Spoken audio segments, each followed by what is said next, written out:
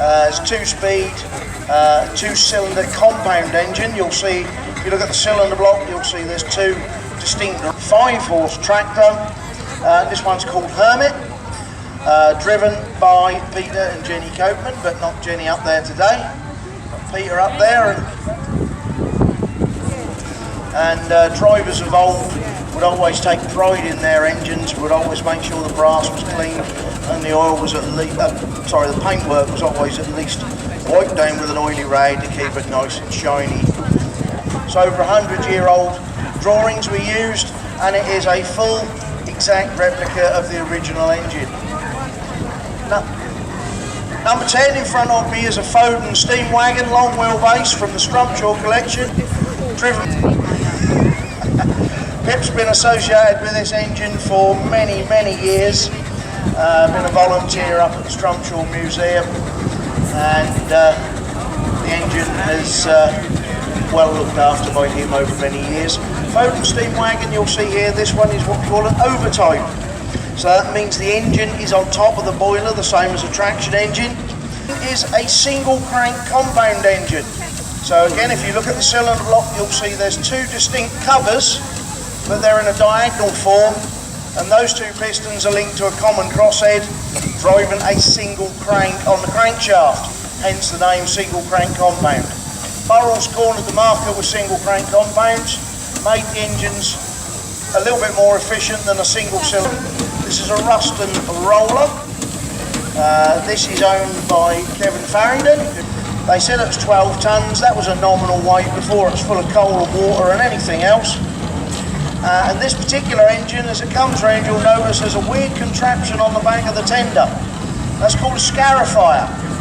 The scarifier was used, it had some metal spikes sticking out the bottom of it, and as the engine was driven along, an assistant would lower the spikes into the ground and rip up the road surface.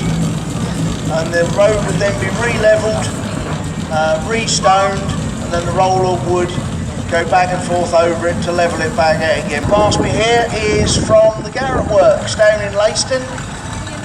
Belongs to the Longshot Museum, and this is called the Joker. Its proper name is a Suffolk Punch steam tractor. Somebody at Garrett's Works back in the day decided that these Fords and tractors with their internal combustion engines were never going to catch on. And steam was the way to keep going, so they decided to build this to try and pull a plough by direct traction. It wasn't the most successful, shall we say.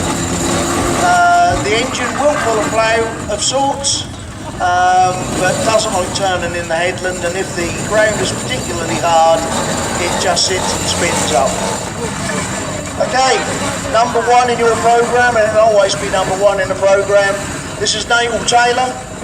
Natal's driving his engine Faith. Natal pulled this engine out of the side of a field back in 1965 when he was a young man, and he paid the grandson, I think, £150 for it. And Natal has been rallying this engine ever since, and believe it or not, he's out and about nearly every weekend of the rally season. Natal is still going on. He's, believe it or not, ladies and gentlemen, round of applause for Natal, because he's 90 years old and he is still rallying that engine. And it wouldn't be an East Anglian rally without Natal. Serviceable, building up where necessary with some weld, and then fitting a new inner firebox. It's a lovely little Aveland roller, little compound roller. It's a DT type called Sydney. This one spent all its life working in Sydney, hence the name. Okay, 1928, opening and cornered the market with steamrollers. They were built in Rochester, had a very big works down in Rochester, basically the town of Rochester, traction engines that we know of today.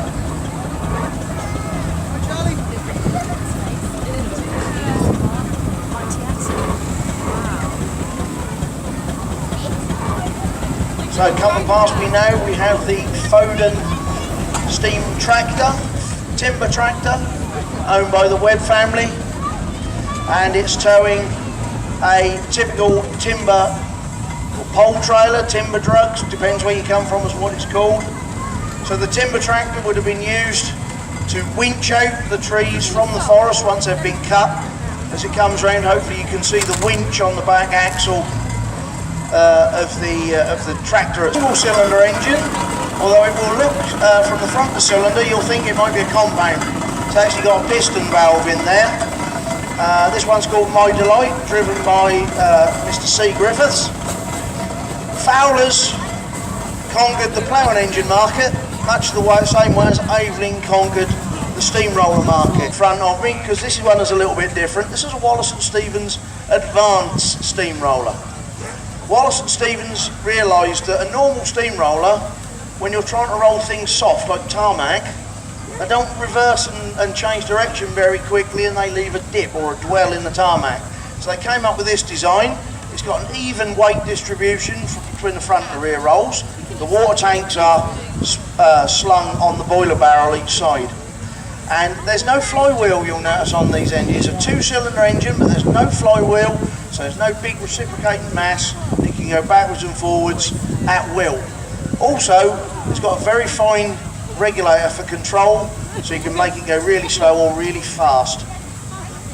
And this particular, nice on the road, quite speedy on the road, and quite economical as well.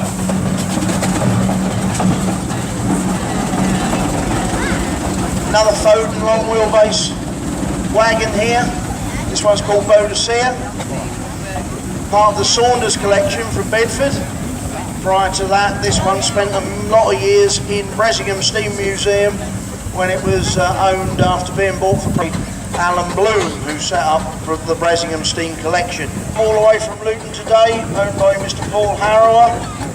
And just have a look at the paint job on this one, ladies and gentlemen, boys and girls. Absolutely immaculate. All of that lining has been done by hand. Brandon, or near Brandon I should say, and today it's driven by Kate and Jack with Bert, of course it is, with Bert in the tender. And the dog really is that colour, he's just not turned that colour because of the gold dust. He is a black Labrador. I'm driving a steam engine because I've been relegated now. Another product, Suelo Allen. This engine worked all its life in Spain. We came back in the late 70s and was restored at the Longshot Museum, and is driven and maintained by the Longshot Steam volunteers. Open arms to go and join their steam team, I'm sure. They've got this 4CD roller, they've got the Joker we've already seen. They've also got a very rare Aveling and Porter railway engine, and you can see there, it's not the case he hasn't looked after it because the smoke box hasn't got any paint on. That's because he works it hard and burns it off. I'm sure he'll be putting the paint back on it when it gets back in the shed. The engine we have here is Queen Mary. Queen Mary comes from another one of our steam museums, ladies and gentlemen, the Burrell Museum at Thetford.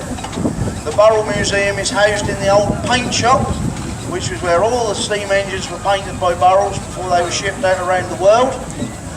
This engine is the pride of their fleet. They've got a traction engine as well as a roller, and lots of history there about the Burrell Museum.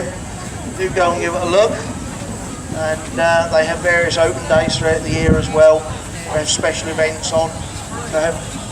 This is a Burrell roller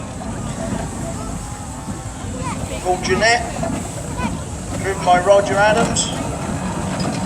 This one again is allegedly 12.5 tons, but probably a lot more. What used to happen years ago, not to be confused with Fowler. Fowlers were built in Leeds, Fowlers were built in St Ives. This particular engine, you'll notice the front axle is pivoted behind the smoke box. Most traction engines had the pivot on the underside of the smoke box. This is to allow it to enter stack yards and have a tighter turn and circle. And as this engine comes round, ladies and gentlemen, Stuart, who's driving it, everybody needs to wave at him and shout happy birthday apparently. So I've been told. It doesn't look a day over 40. 21 again for the nth time. Happy birthday, Steve. Call this the Imp, the Lincoln Imp. you'll see there's a Lincoln Imp on the motion cover. Again, steam tractors were built to do light haulage duties at a fair turn of speed, and because of that, and because horse. And again, you'll see this one has a small flywheel, Valiant, owned and driven by the Blanche family. They purchased the engine in 2002 and have been regular rally goers ever since. Again, you'll see the single cylinder engine, so as it goes round, if Paul gives it a little bit, you'll hear it'll have a bit more of a chuff to it than the compounds. Means you haven't got to keep going round every few miles. When you stop and fill up the water, you haven't got to get the oil can out and keep oiling the motion up. Keeps all the muck out of the engine as well, so hopefully prolongs the life of your bearings and things like that. The Princess Royal, Burrell Showman's engine, comes from Strumpshaw Steam Museum. The reason it's special is because my wife, before she was my wife, used to drive this engine, and that's how I met her. And she actually came to our wedding on this engine. So that was 25 years ago this month, sorry. And we're still doing it, we're still steaming, and so that whole thing has got a hell of a lot to answer for. Driven today by Mark Groom. DM1 compound called Highlander. Again, claimed to weigh 10 tonnes, but probably weighs more. Owned and driven by the Higgins family, as you can see there from the canopy sideboards. An engine again, always immaculately turned out. This is a Sentinel Super steam wagon. Totally different to the other steam wagons we've seen so far. This has got a vertical boiler. You can see the bottom of that sticking out the bottom of the chassis between the front wheels. Chimneys out the top of the cab. And this has a two-cylinder engine underneath with chain drive to the rear wheels. You can see the chains driving each wheel. The differential is actually in the engine on this one. 20 to 180 psi. This one's a lot higher pressure. This is 255 psi. You've got two cylinders in there. They're not compound. They're simple cylinders.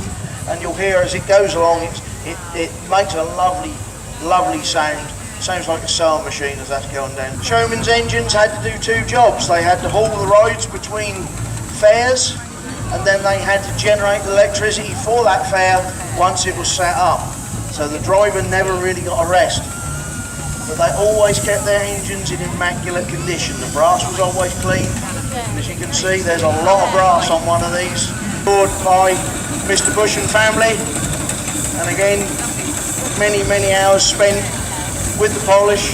I think this one's even got a special trailer, so if it even looks like rain, that'll disappear into it. Very special. Two reasons for this. Thank you.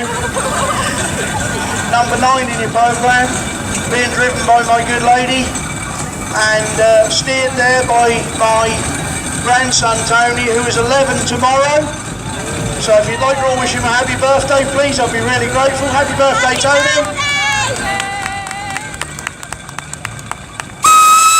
And here's a true boy of steam. He's grown up with them. He's first on the footplate at 4 weeks old, and I can't get him off them now. Rallies down at Wanstead. Well, that engine, number 9, Robert the Bruce, is part of the Power of the Past collection, owned by Mr. Bill Campbell, and he gratefully allows us to present it here this weekend. And it's a really gorgeous little engine. Just had a lot of work done on it as well. Number 8 is a Fowler K7 ploughing engine, owned by my son and daughter-in-law, Tom and Zoe Nunn. And this one is, again, has been a labour of love. Back in November 2021, Tom and Zoe purchased this as basically kit of parts. It was on pallets. The boiler work had been almost completed, but not quite. It came back on a lorry and about God knows how many trailers in many bits. And over the course of 10 months, it was reassembled, put back together, new back axle, new bearings. The tender was all rebuilt from new, a new tender was built, and it was presented here in Steam last year.